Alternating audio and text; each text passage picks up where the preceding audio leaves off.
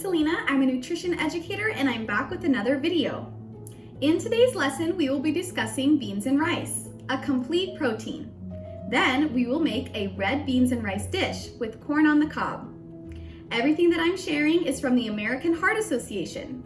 So with that being said, let's get started. Protein comes from plant sources and animal sources.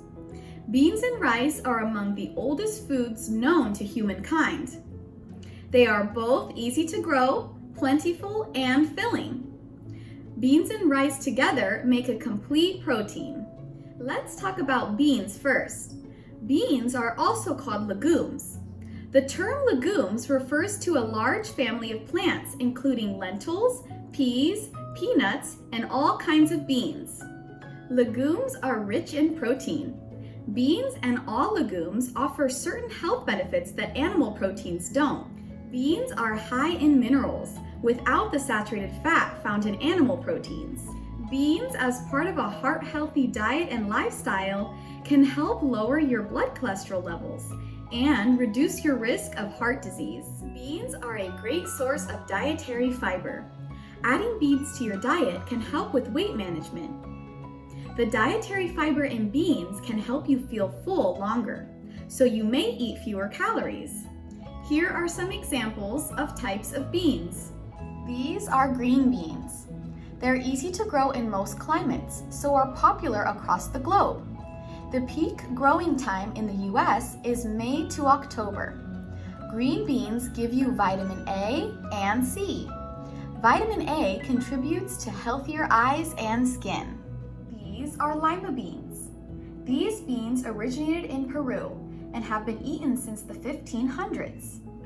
Lima beans contain phosphorus, potassium, and iron.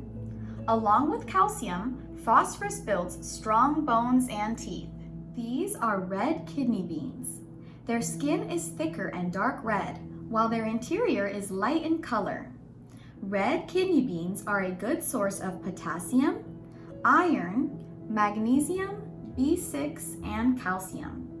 Potassium helps your heart and muscles to function and regulates the level of fluid in your body.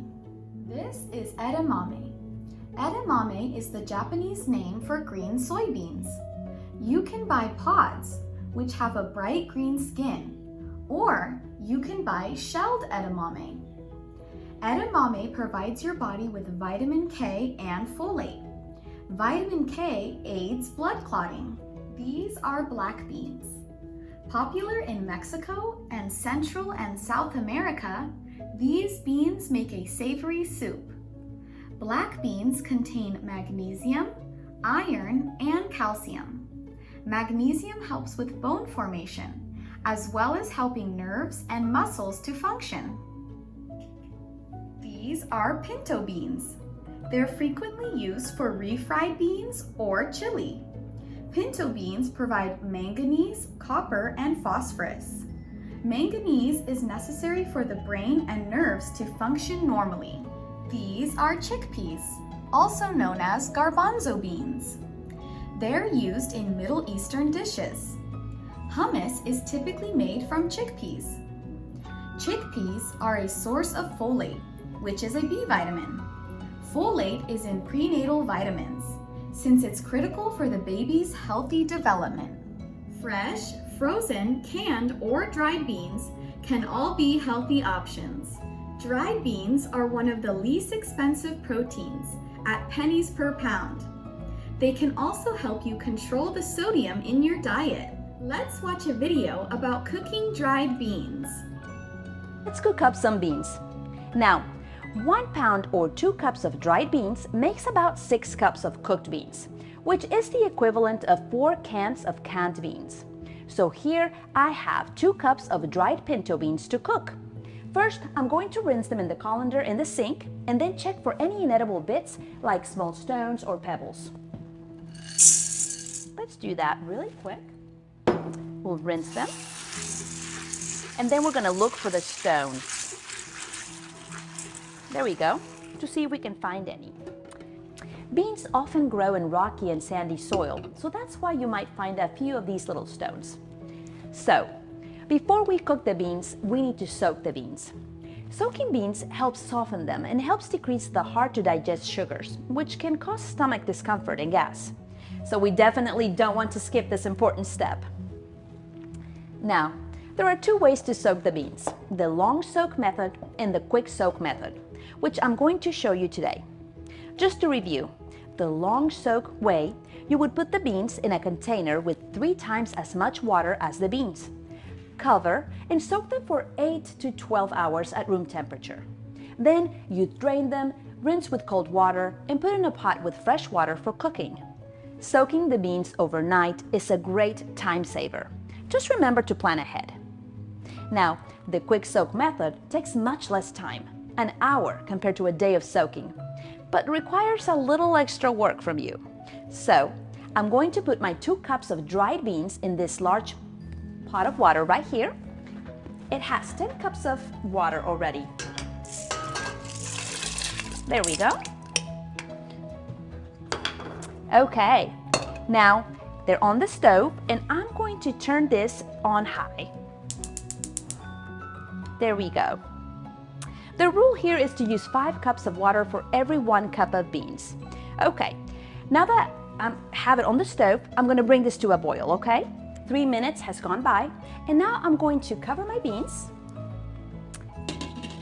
and turn this off, remove them from the stove, and let them sit and soak for about an hour. Then we'll be ready to cook up our beans. So, it's been about an hour and you can see a lot of foamy stuff on top of the beans. We're going to get rid of all that by draining the beans into my colander, like this. Let's just be careful not to splash.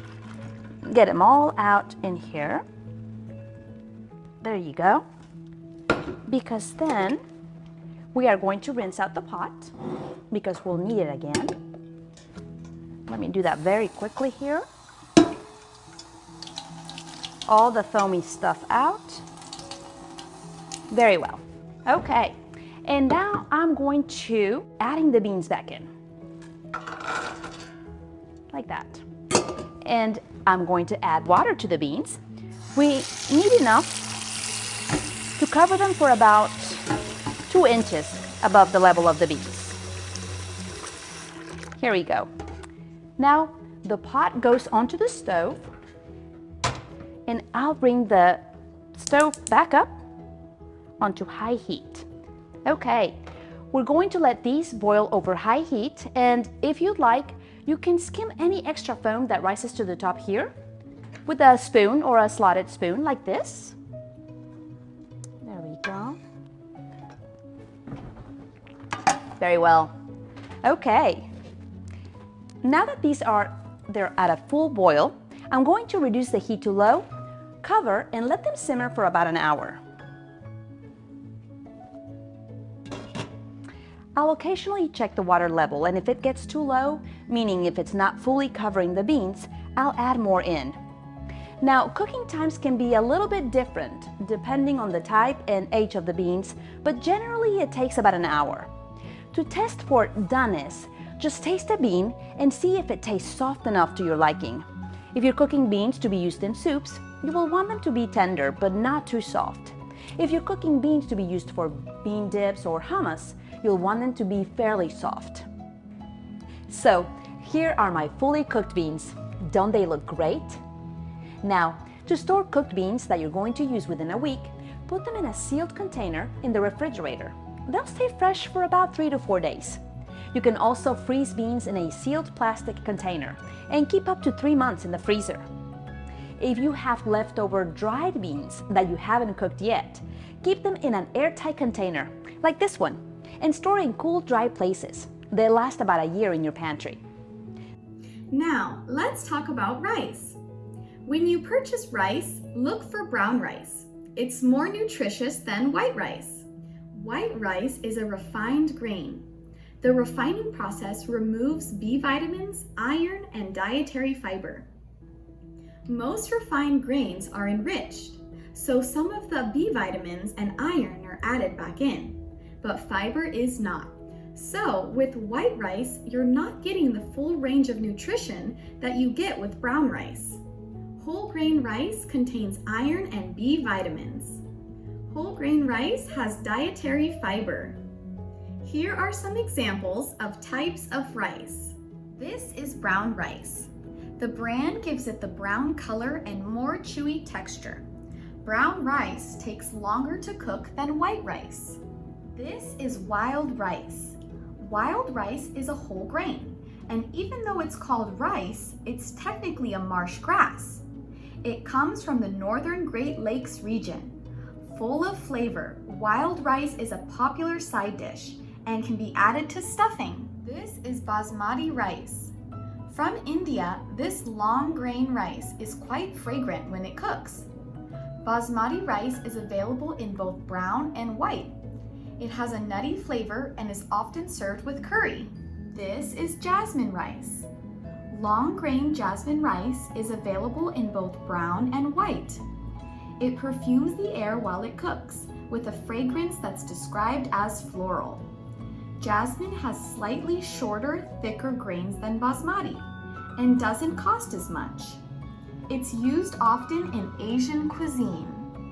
If you've bought a particular brand of rice, follow the instructions on the back of the bag, but omit the butter and salt. Season your rice with fresh herbs. Let's go over some ways beans and rice dishes are prepared around the world. The American South is the origin of soul food. African Americans make dishes using beans and rice and add plenty of spice and greens to satisfy. Mexican beans and rice can be seasoned with cumin and Mexican oregano.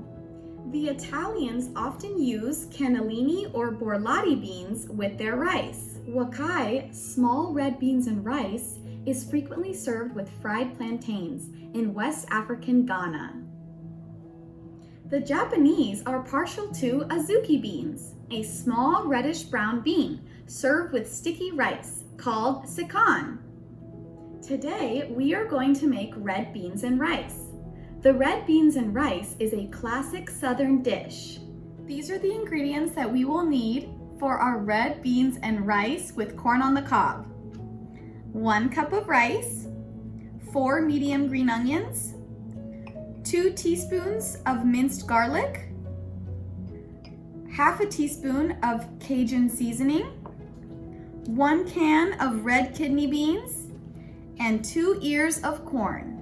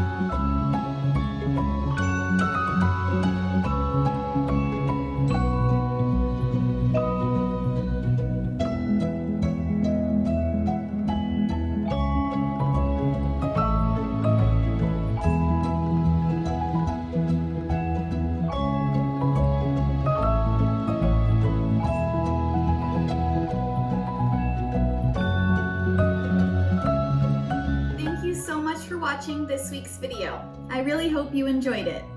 Stay healthy and have a great rest of your week. Bye!